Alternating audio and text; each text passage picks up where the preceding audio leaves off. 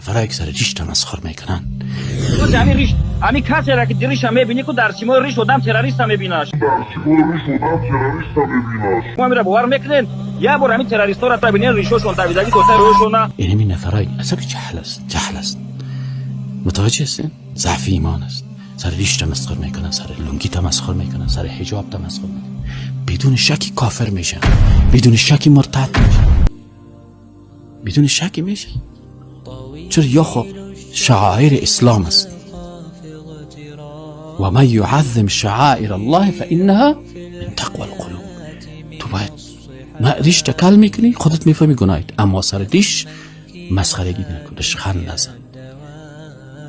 یکی عیب ریشکلی همی هست. علما میگن که همین ریشکلی که آدم به گناه میکشونه، میگه چرا که دوامدار که ریشکل بودی باز ریشدار بعدت میاد.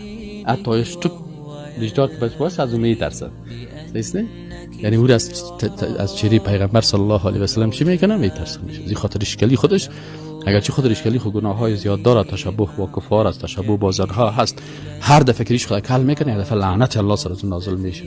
یعنی خب باید آدم بفهمه هر مردی که خدا با زنها مشابه میکنه لعنت سرش، و هر دفعه که ریش خدا کل میکنه سرش یک لعنت الله. و لعنت چی است؟ طرد از رحمت الله.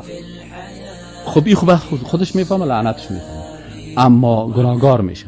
اما اگر باز ریشخند میزنه، تمسخر میکنه، بد میبینه، بازی چی هست؟ این باز حتی گپش ارتداد میکشه.